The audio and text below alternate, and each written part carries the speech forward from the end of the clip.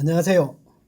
오늘은 국제철도 운송론의 제2장 철도 운송 현황에 대해서 설명해 드리도록 하겠습니다.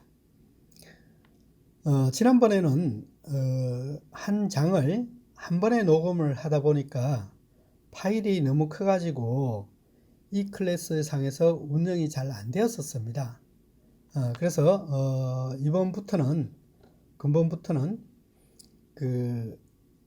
한 장을 여러 편으로 나눠서 한 편당 3-40분 정도의 녹음을 통해 가지고 설명해 드리도록 하겠습니다. 그래서 장마다 2편 내지 3편씩 녹음 파일이 있으니까 이 부분을 참조해서 들어주시기 바랍니다. 자, 그러면 제2장 제1편 말씀드리도록 하겠습니다. 3페이지에 봐주십시오. 제1절 철도 운송의 현황에 대해서 설명해 드리도록 하겠습니다. 우리나라의 철도 운송의 현황을 본다 그러면 이 경부축에 인구라든지 생산성이 약 70% 이상 집중되어 있다라고 보시면 되겠습니다. 그래서 1995년도 대비해서 2011년도에는 여객이 1.7%, 1.7배, 그 다음에 컨테이너 화물이 3.8배, 그 다음에 차량 보유 대수가 2배로 증가되다 보니까 아무래도 고속도로라든지 철도가 포화가 되어서 교통이라든지 물류난이 심각해지는 그런 상태에 이르렀다, 그렇게 볼 수 있겠습니다. 반면 이제 철도 운송 같은 경우에는 72년도에 용산하고 부산 진역 간에 처음으로 운행을 하게 되었고요. 84년도에서는 부곡하고 부산 진역 간에 철도 운송이 이루어졌습니다. 그래서 부곡이라든지 양산 복합화물 터미널에 이 터미널이 완공되면서 컨테이너 운송이 더욱더 활성화됐다, 활용이 가능했다, 그렇게 보시면 되겠습니다. 자, 그러면 이제 국내 철도 운송의 평균 거리를 본다 그러면 217km이고요. 반면에 공로 운송 같은 경우는 평균이 약 116km입니다. 근데 이제 우리가 일반적으로 이 철도가 유리하느냐, 공로가 유리하느냐라고 따졌을 때는 300km를 중심으로 이점 있다, 그렇게 얘기를 하지 않습니까? 그런데 이제 우리는 평균이 217km니까 아무래도 이 컨테이너 운송하는데 약간의 어떤 효율성 면에서는 약간 문제라보다도 약점이 있다, 그렇게 볼 수 있겠습니다.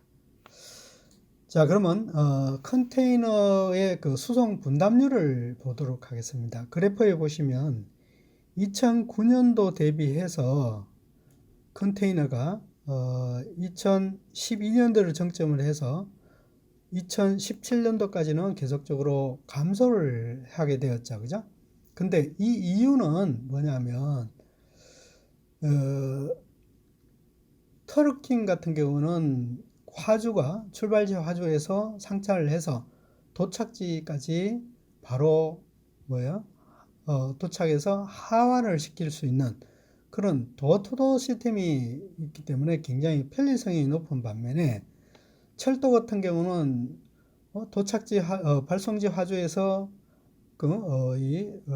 철도 역도까지 운반을 하다가 다시 대운송 구간을 통해서 운송을 하고 또 다시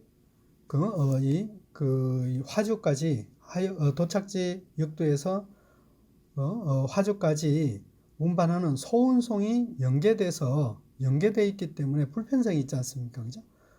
그래서 이 도로 운송이 높아지는 도로 운송이 유리해지는 그런 반면도 있고, 무엇보다도 이제 트럭이라든지 트럭의 성능이 향상되거나 아니면 고속도로가 격자형으로 잘 닦여져 있기 때문에 건설되어 있기 때문에 그만큼 트럭을 선호하게 된 그런 계기도 하나의 이 컨테이너 수송 분담률이 비율이 낮아진 이유가 아닌가 그렇게 봐질 수 있겠습니다. 자, 그러면 컨테이너 운송에 이 변화를 일으킬 수 있는 몇 가지 요인이 있는데요. 그 요인들에 대해서 4페이지에 설명해 드리도록 하겠습니다.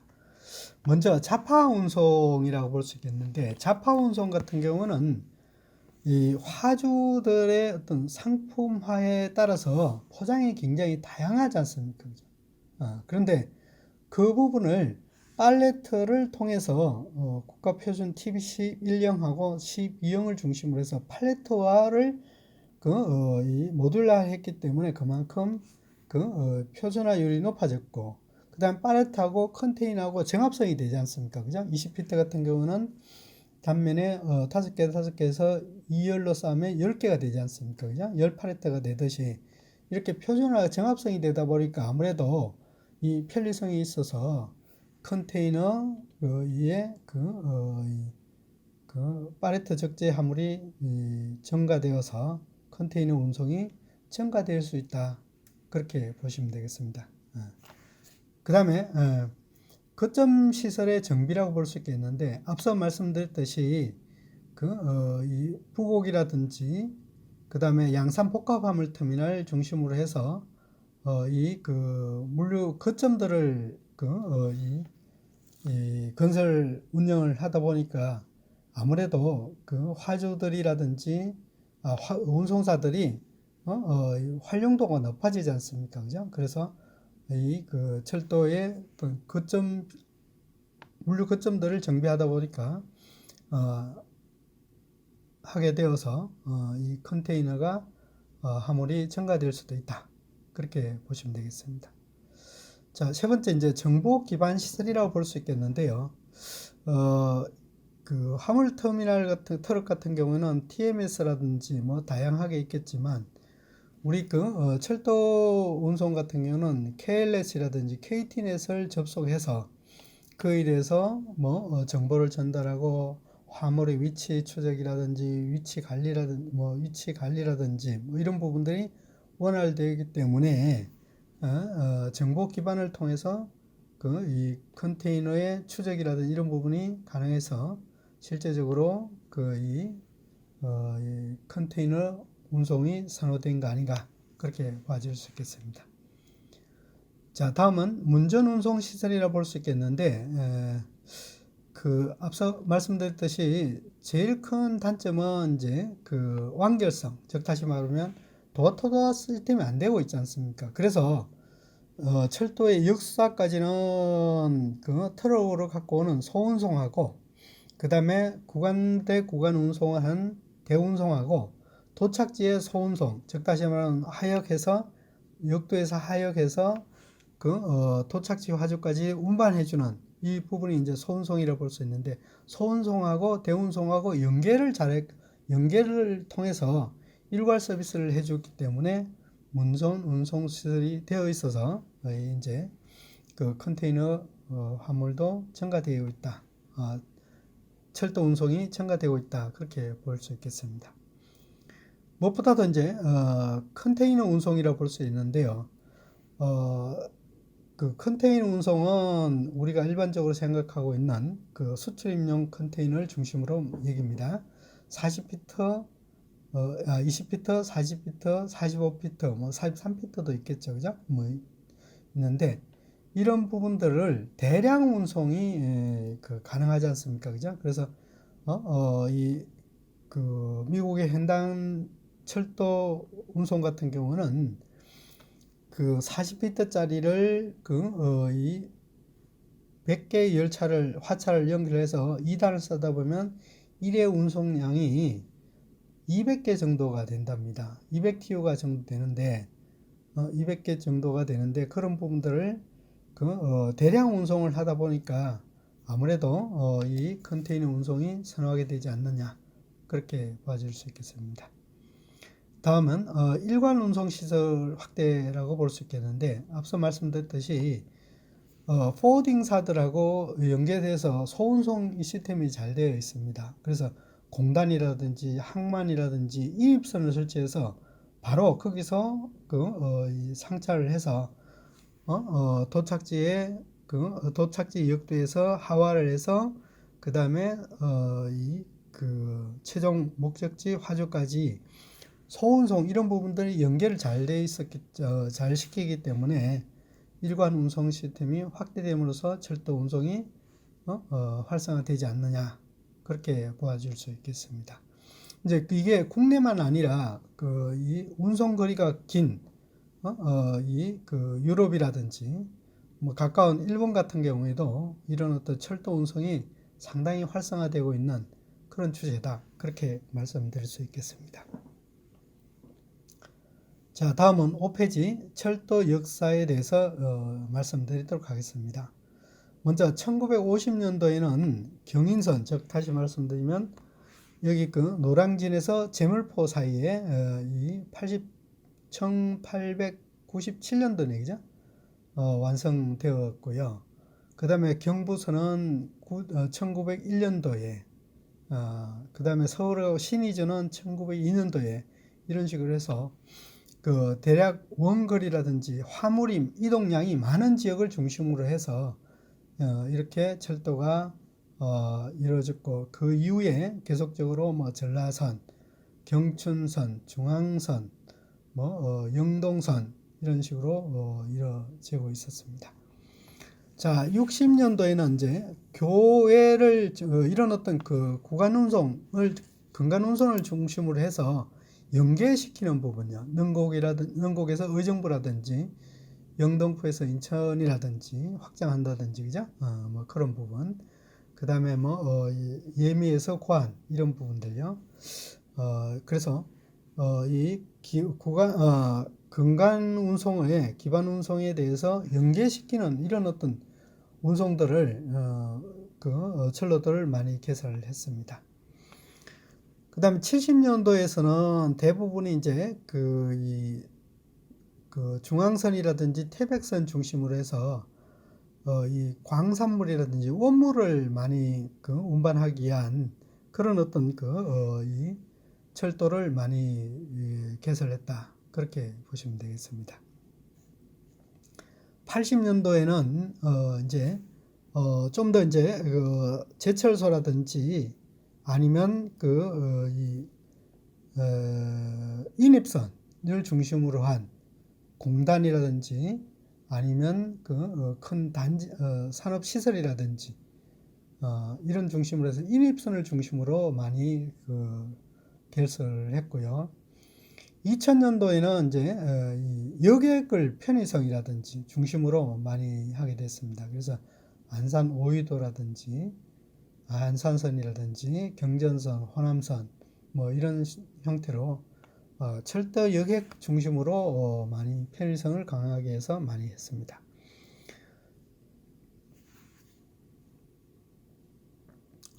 자, 그래서 이 7페이지에 보신다 그러면 주요 운송 구간을 살펴본다 그러면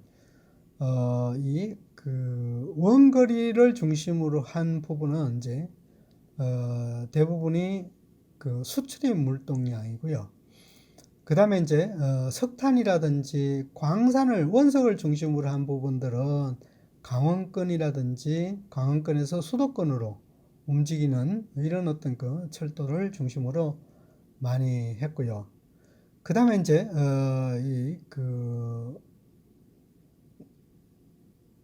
공단이라든지 공단에 필요한 광산물이라든지 공단에서 생산된 화물들을 뭐라 그러죠? 수출입이라든지 소비지에 도달하기 위한 어떤 소비자에 제공하기 위한 이런 어떤 부분들이 많이 운송 구간들을 개설되고 있다 그렇게 보시면 되겠습니다. 자, 그래서 8페이지에 보시면요, 운송 수단들이 몇 가지가 있는데 크게 화차 중에서도 이제 화차하고 일반 화차하고 컨테이너 화차 이렇게 컨테이너 화물하고 이렇게 나눠질 수 있고요. 이제 화차에서도 이제 무게냐 유게냐 즉 다시 말하면 덮개가 있느냐 없느냐 에 따라서 다양하게 나타날 수 있겠습니다. 그래서 이 제일 왼쪽 제일 끝에 일반 유게차, 그 다음에 두 번째는 오른쪽에 일반 무게차 이렇게 되어 있지 않습니까? 즉 다시 말하면 지붕이 있느냐 없느냐에 따라서 달라질 수 있는데 유게차 같은 경우는 이 단위 화물들 뭐 예를 든다면 세멘트라든지 포대단위 그죠? 뭐 비료 그 다음에 일반 잡화물 많이 운반되고 있는 그런 부분이라고 볼 수 있고요. 유괴화물, 무게화물들 그러니까 오른쪽에 보시면 일반 무게차 같은 경우는 오픈되어 있다 보니까 무연탄이라든지 이런 부분들을 많이 수송하는 그런 형태다 그렇게 보시고요. 그 다음에 이제 시멘트는 탱크로리로 되어 있죠, 그죠? 그래서 시멘트 운반하는 부분도 있고, 그 다음에 이제 평판차, 요거는 어떤 화물들을 다양하게 운반할 수 있도록 바닥이 편편하게 되어 있지 않습니까? 그렇게 보시면 되겠습니다. 그래서 편판차 이렇게 나올 수 있고, 그 다음에 왼쪽 첫 번째 본다면 정정 유계차 같은 경우에도 요거는 이제 유잉바디 형태로 다양하게 개발을 했습니다. 그래서 유계차인데 유잉바디처럼 이렇게 해서 덮개를 이렇게 양쪽으로 올리든지 아니면 전후로 밀든지 냉형 코일 유계차처럼 밀든지 이렇게 해서 다양하게 지붕을 만들어서 운반하는 그런 부분이라고 보시면 되겠습니다. 자, 그 다음에 이제 무게하차는 호파라든지 뭐 이렇게 무연탄을 중심으로 광석물을 중심으로 하는 운반 그런 걸 보시면 되겠고요. 그 다음에 이제 탱크로리는 이제 시멘트냐 유류냐 뭐에 따라 달라지고 그 다음에 강판 코일을 나르는 것들 이렇게 보시면 되겠습니다. 평판차는 이제 편편한 거 그죠? 위에 편편한 건데 일반 기계 장비를 할 수 있는 평판차 컨테이너에 나를 수 있는 이 컨테이너 화차, 그 다음에 자동차 전용 자동차 그죠? 전용 수송차 이렇게 해서 그 화물의 형태에 따라서 운반하고자 하는 목적의 화물의 형태에 따라서 다양하게 이런 어떤 화차들이 개발되고 운영되고 있습니다. 자, 9페이지 봐주시면요. 그렇다고 그러면 이제 철도 운송의 취급력을 한번 보도록 하겠습니다. 앞서 말씀드렸듯이 어떤 철도 역사들이 대체적으로 보면 이 어떤 품목을 운송하기 위해서 목적으로 이루어진 것들이 많습니다.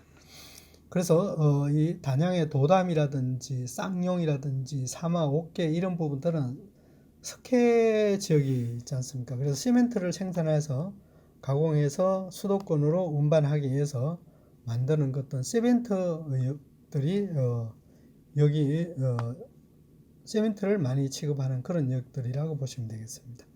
이거는 광산을 중심으로 있지 않습니까? 그죠? 그 다음에 컨테이너 같은 경우는 이제 수출입 화물들을 중심으로 하는데요. 부산 신항이라든지 진항이라든지 광양이라든지 그 다음에 이 신탄진이라든지 이런 부분들이 되겠습니다. 그래서 컨테이너 중심으로 수출입 물동량을 중심으로 한 그런 어떤 컨테이너를 취급하는 역사다. 그렇게 보시면 되겠습니다. 석탄 같은 경우는 광산하고 대량으로 소비하고 있는 이 화력 발전소나 아니면 제강소, 포항제철이라든지 이런 부분이 되겠습니다. 그래서 포항의 계동이라든지 묵호항에서 운반해서 계동이라든지 인천이라든지 아니면 광양이라든지 이런 부분을 연안운송을 통해서 실어 나르게 되거나 아니면 철도를 통해서 운반되는 그런 형태다 그렇게 보시면 되겠습니다. 철강 같은 경우는 이제 제강 공장을 중심으로 그죠? 그래서 괴동이라든지 태화강 중심으로 된다든지 인천의 하이스코라든지 이런 어떤 지역이 되겠습니다. 유류는 저유소를 중심으로 이렇게 되는데 울산의 장시장포라든지 온산 중심으로 되어 있고요. 광선 같은 경우는 이제 이 광산을 중심으로 그죠? 석항이라든지 고명을 통해서 이제 동해로 날라서 동해에서 이렇게 철도를 가든지 아니면 연안운송을 통해서 갈 수 있는 부분 이렇게 해서 특징들을 본다면 취급역들을 본다 그러면 그 품목의 특성에 따라서 이런 어떤 시설 주요 화물들이 취급되겠습니다. 그래서 화물별로 이 하역 기기라든지 이런 부분들이 약간씩 차이가 납니다. 컨테이너 같은 경우는 리치 스테커 크레인이라든지 아니면 겐트리 이런 부분들이 되겠고요.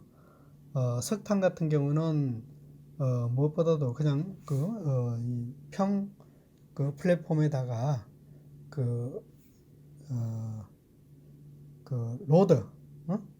로드를 퍼가지고 이렇게 해서 상하차할 수 있는 이런 시설, 이런 부분들이 각각이 좀 차이가 난다. 그렇게 보시면 되겠습니다. 자, 그 다음에 10페이지 철도하고 도로하고 경쟁력 비교를 한번 살펴보도록 하겠습니다. 무엇보다도 이제 앞으로는 이 운송 수단 중에서 이제 환경 오염원 배출 문제에 대해서 자꾸 제기가 되고 있습니다. 그래서 환경성이냐 친환경성이냐에 따라 달라질 수 있겠는데 도로에 비해서 철도는 51배 정도의 대기 오염이 감축될 수 있다. 그래서 철도가 환경 친환경성 문제에서는 이 도로보다도 트럭킹보다도 훨씬 더 친환경성 면에서는 유용하다. 그렇게 얘기할 수 있고요. 에너지 부분도 대량으로 운송하기 때문에 트럭에 비해서 16배 정도 더 절감된다. 그렇게 보시면 되겠습니다. 사실은 우리 컨테이너 트럭 같은 경우는 트레일러 같은 경우는 1리터당 경유 1리터당 3.5에서 4km 정도가 보통인데요. 보통이라고 볼 수 있겠습니다. 그래서 유류량이 많이 소비되는 건 사실입니다. 그런데 이제 철도 같은 경우는 대량 운송을 하기 때문에 그만큼 에너지 소모량도 낮다. 도로 운송에 비해서 낮다. 그렇게 보시면 되겠습니다. 안정성 문제에서도 철도는 뭐예요? 레일만 설치되어 있으면 갈 수 있지만 도로 운송 같은 경우는 안개라든지 우천시라든지 악천후 이런 부분에서는 좀 위험적 요소가 있지 않습니까? 그죠? 그래서 안정성 면에서도 철도 운송이 높다. 이렇게 말씀드릴 수 있겠습니다. 따라서 사고율이라든지 그 다음에 사회적 비용을 따졌을 때는 결국은 철도가 트럭에 비해서 41배 유리하다. 그렇게 즉 다시 말하면 경쟁력이라든지 따졌을 때 철도가 훨씬 더 트럭에 비해서 유리한데 그럼 왜 우리가 철도보다도 도로 편향적으로 운송을 하느냐라고 봤을 때는 결국은 신속하고 편리성 때문에 사실상 이 도로 운송을 선택하지 않나 그렇게 보아질 수 있습니다. 근데 만약에 이제 우리가 남북 통일됐을 때는 장거리 운송이 많지 않습니까? 이럴 때는 장거리 운송이 많을 때는 무엇보다도 트럭보다는 철도 운송이 훨씬 더 유리하다는 걸 정병에 나타나고 있습니다. 자, 다음은 11페이지 봐주십시오. 전국의 컨테이너 장치장, 즉 다시 말해 CY가 되어 있는데요. 그래서 이 역도마다 하역하고 장치할 수 있는 이런 부분들을 컨테이너 장치할 수 있는 이런 부분들이 많이 있습니다. 그래서 오봉역 같은 경우는 1,400개 정도의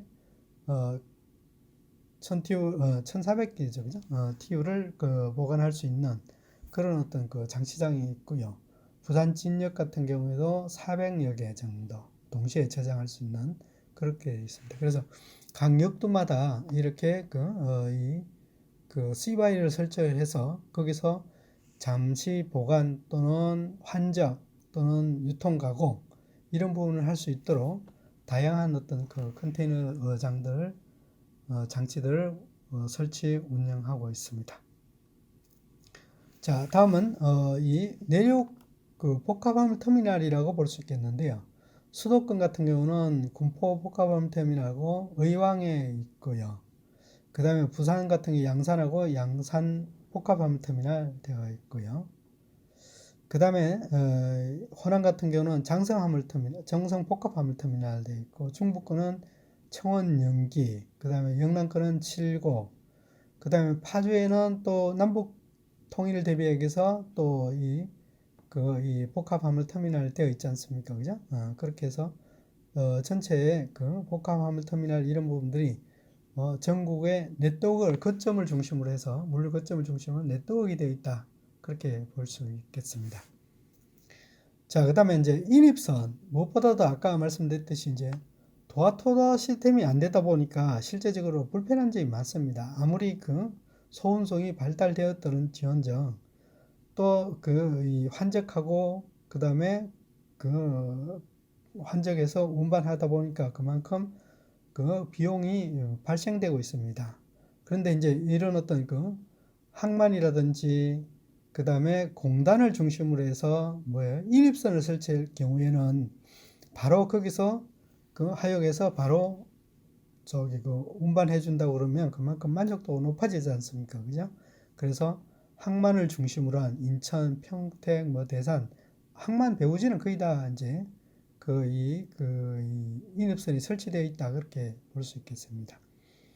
그 다음에 산업단지에서도 보면 우리나라 35개의 산업단지에 철도 인입선이 35개 산단위에 철도 인입선은 7개가 설치되어 있는데요. 7곳만 설치되어 있는데 앞으로는 지속적으로 확대돼야 될 사항이 아닌가 그렇게 봐줄 수 있습니다. 이제 국가 산단위에서는 포항, 광양, 대불, 여수 이런 산단지에는 대부분이 인입선이 설치되어 있다. 그 외에 이제 군소 산단지에서도 인입선을 설치해서 실제적으로 화주들이 편리하게 이용할 수 있는 이런 어떤 시설 설비가 필요하다. 그렇게 말씀드릴 수 있겠습니다.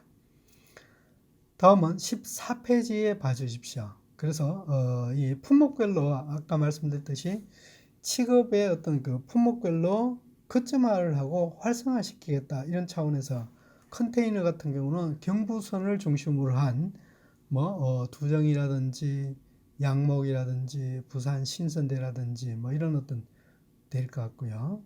그래서 38군데가 이런 컨테이너 전용 이 취급장을 운영을 하고 있고 지류, 종이류인데요.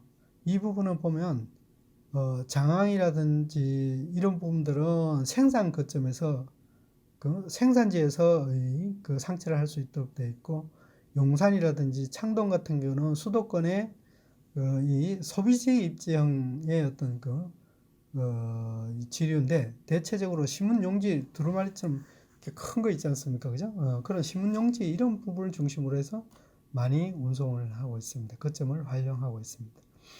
유류 같은 경우는 아까 말씀드렸듯이 그 온산이라든지 그 다음에 이 장생포라든지 이런 부분은 이제 정류소죠, 그죠? 정류소가 있기 때문에 거기서 정제된 이 땡크롤이 정제된 걸 바로 화차에 실어서 그 다음에 각 소비지 거점별로 지역별로 장치되어 있기 때문에 그 지역별로 운반하는 이런 부분이 유료 부분이 되겠다 그렇게 보시면 되겠습니다. 석탄 같은 경우에는 생산지 거점하고 사용지 거점, 즉 다시 말하면 생산지 같은 경우는 철암이라든지 도계라든지 목코이라든지 이런 부분이 되겠고 그 다음에 이제 대형 사용처들 공단의 연료용이라든지 아니면 어디요? 그 화력발전소 이런 부분들이 되겠습니다. 그런 부분들이 석탄 거점은 28개 정도 거점이 되어 있다. 양해도 매 마찬가지로 생산하고 소비재의 입장으로 중심으로 하는데 대부분이 큰 도심지 주변에 인접 지연에 전용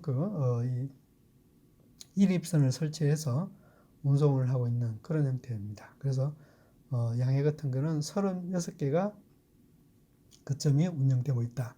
그렇게 보시면 되겠습니다. 15페이지에는 그런 부분들을 그림으로 나타냈습니다. 그래서 태백이라든지 이런 부분 생산 거점 정도 되겠고요.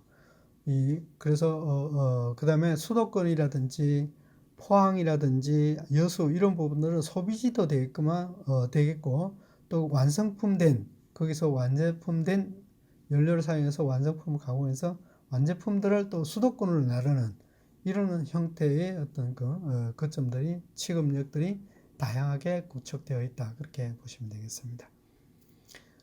자, 2015년도에 중심으로 해서 이제 국내 화물의 수송 실적에 대해서 살짝 보도록 하겠습니다. 도로가 우리는 편중화되어 있죠. 그래서 도로 운송이 91.9%고요.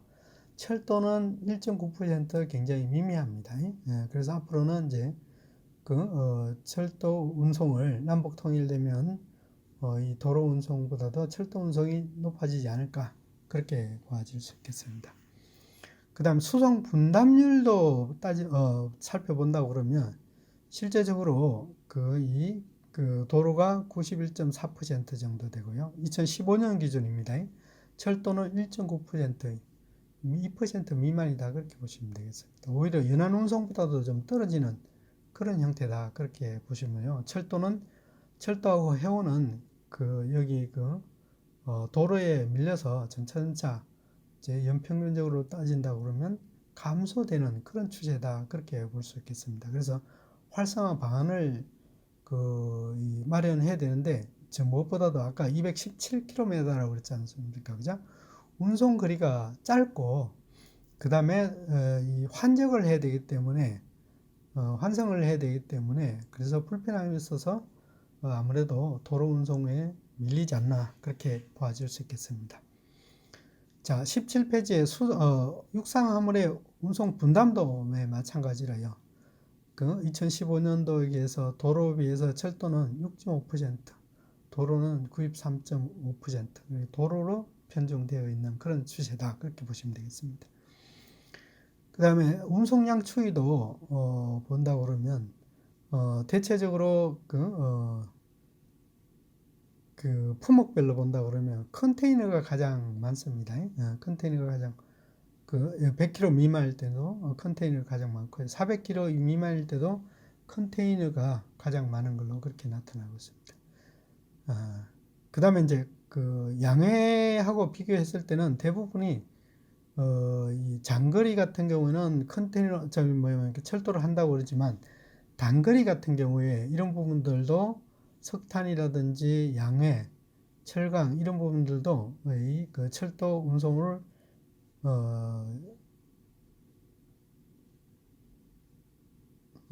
하고 있는데요.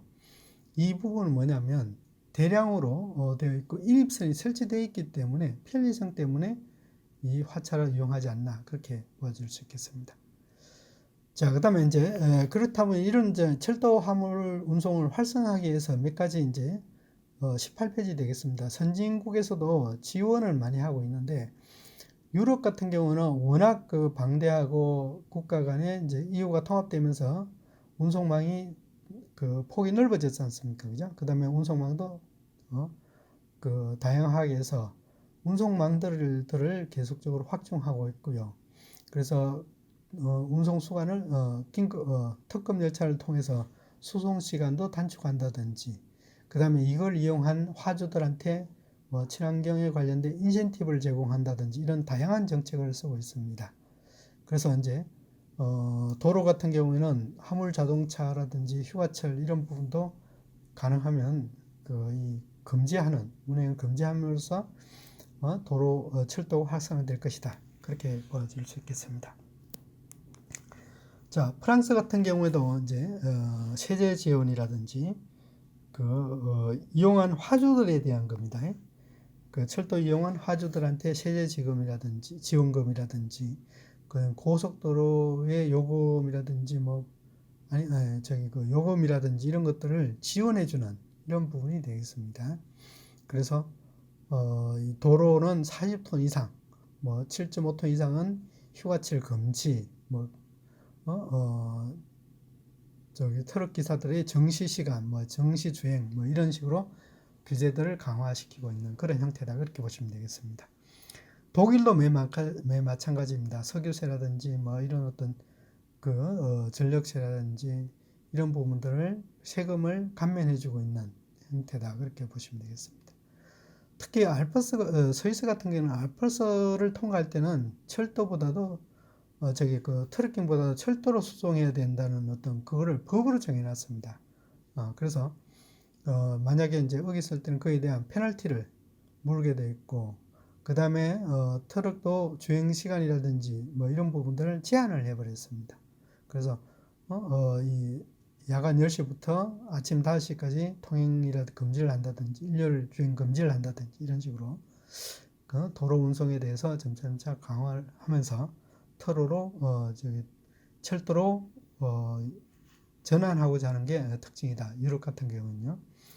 그 다음에 일본 같은 경우에도 뭐 발전소를 인프라를 통해서 발전소 지원을 개보수라든지 발전소 지원이라든지 복선화라든지 뭐 차량을 운송했던 것을 화차로 운송하면 감면을 해준다든지 뭐 이런 다양한 지원책들을 전 세계적으로 철도 지원책을 활성화시키고 있는 그런 형태다 그렇게 보시면 되겠습니다.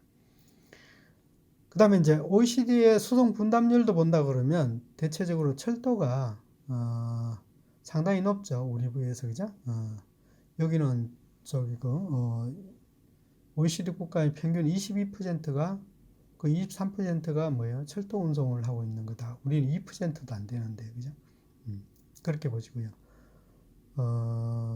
전반적으로 보면 상당히 높고 나타나고, 일본 같은 경우도 6% 이상, 6.6% 이상이 철도로 운송되고 있는 그런 형태다. 그렇게 보시면 되겠습니다.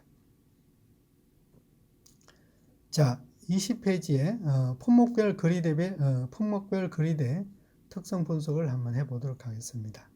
앞서 말씀드렸듯이 철강이라든지 이 철강, 그 다음에 양회, 석탄, 이런 부분들은 대부분이 뭡니까? 유리 이런 것들은 근거리지만 100km 미만의 운송이지만 이 인입선이라든지 이런 부분들이 잘 되어 있기 때문에 도어투도어 시스템이 가능해서 대량 운송을 하기 때문에 이런 부분들은 이런 어떤 종류들은 많이 활용하고 있는 걸로 그렇게 나타나고 있습니다.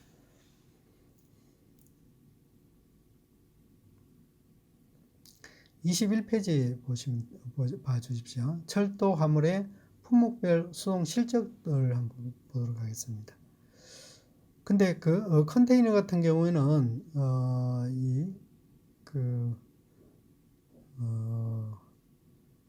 2009년도, 2008년도 대비해서 정점을 해서 2010년도에서는 자꾸 감소되고 있는 그런 형태다 그렇게 보시면 되겠습니다.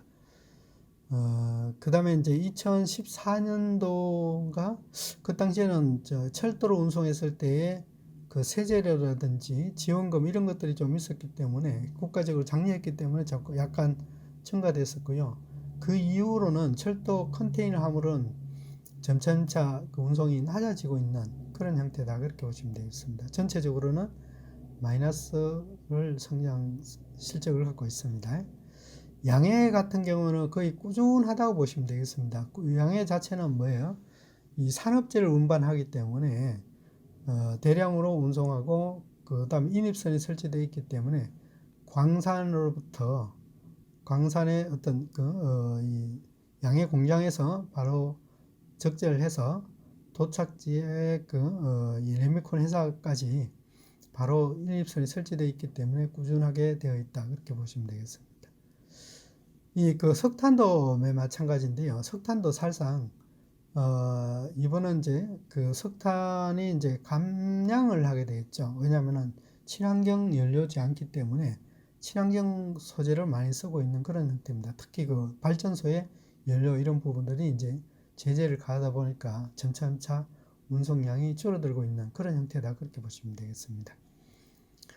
뭐 철강석도 비슷한 이유고요. 산업 경기에 따라서 편차가 약간씩 있는 그런 부분이다 그렇게 보시면 되겠습니다. 품목별로 한번 봐주시기 바랍니다. 자, 그 다음에 컨테이너 운송을 주요 노선을 본다 그러면 아까 말씀드렸듯이 경부선 축이지 않습니까? 그죠? 그래서 경부선의 부산 진역을 중심으로 하거나 아니면 신항을 중심으로 해서 경부 측을 중심으로 되어 있고, 그 다음에 이제 공단이라든지 이런 부분들이 약간씩 되어 있지만 크지는 않는다. 그렇게 보시면 되겠습니다. 그래서 의왕이라든지 부강이라든지 양목이라든지, 양목은 구미 배후 지역이라고 보시면 돼요. 구미 산업단지에 나온 물동량 취급하는 거다 그렇게 보시면 되겠습니다. 그런 어떤 그 중심으로 많이 이루어지고 있다 그렇게 보시면 되겠습니다. 그 다음에 이제 컨테이너 도착역을 중심으로 해서 랭킹을 따져봤더니요, 2010년도에는 부산 진이 가장 많은 반면에 2015년도에는 오봉역이 많습니다. 오봉역이라 하게 되면 중부 내륙권역에서 커버를 하고 있기 때문에 이게 취급량이 이 공단들이 많이 생성됐지 않습니까? 그래서 오봉역이 아닌가 그렇게 보아지고 있습니다. 그 다음에 이제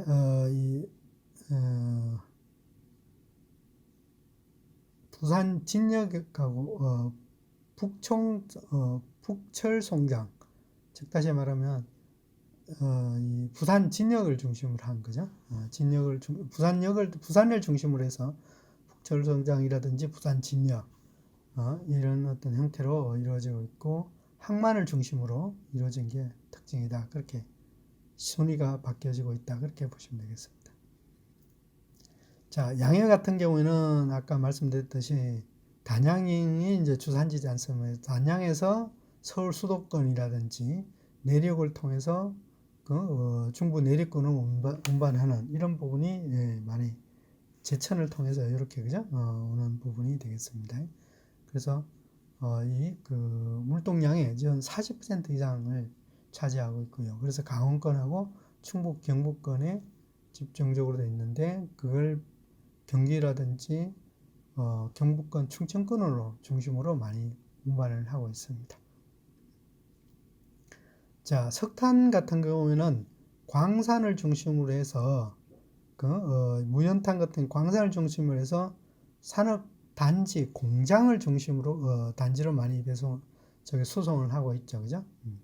그 대신 이제 유연탄 같은 경우에는 사실상 이 동해에서 수입해가지고 양해 공장이라든지 아니면 거기에 있는 발전소 이런 부분들을 공급해주고 있는 그런 특징이다.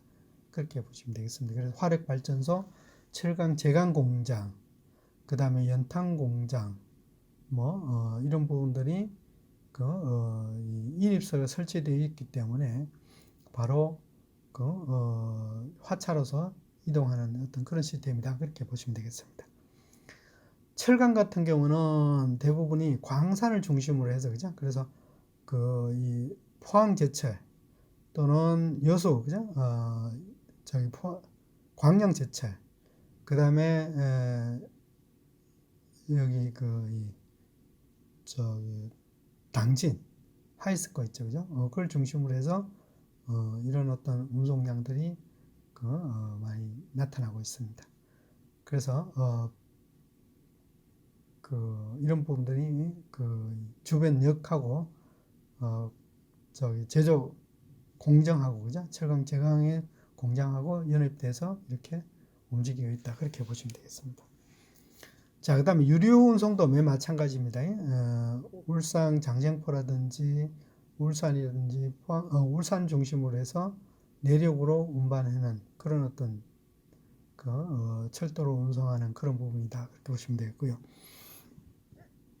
이제는 이 유료 같은 경우는 사실은 파이프라인을 통해서 각 그 도심지의 저유소 있잖아요. 비축하기 위한 저유소에 이 운송되는 것들이 많이 있기 때문에 사실상 유료는 점차점차 이렇게 해서 운송량이 낮아지고 있는 게 특징이다. 그렇게 보시면 되겠습니다. 그래서 유료 같은 경우는 장시장포를 중심으로 해서 온산 이런 부분이 되겠고요. 그 다음에 도착역 같은 경우는 이제 그 내륙에 그 비축 기지를 중심으로 한, 그죠? 비축 기지를 중심으로 한 이런 부분들을 많이 운송을 하고 있다. 그렇게 보시면 되겠습니다. 광산도 매 마찬가지입니다. 아까 석회라든지 이 광석도 석회와 마찬가지로 생산지에서 강원권, 충북권에서 생산해서 이제 철도로 그 배원석이라든지 석회라든지 이런 부분들을 중심으로 해서 내륙으로 운반하는 그런 형태다. 그렇게 보시면 되겠습니다. 그 다음에 광석의 발송역하고 도착역도 매 마찬가지입니다. 예미를 중심으로 한 석항 뭐 이런 어떤 그 광산 중심이죠. 그죠? 발송역이고 도착역 또한 대량으로 쓰고 있는 포항제철 궤동역이라든지 그 다음에 묵호항의 석탄 연안운송을 하기 위한, 그죠? 연안운송을 하기 위한 묵호항이라든지 뭐 이런 부분에 중심적으로 많이 수송하고 있다. 그렇게 보시면 되겠습니다. 자, 이상으로서 철도 운송의 일반적 현황에 대해서 살펴봤습니다. 수고하셨습니다.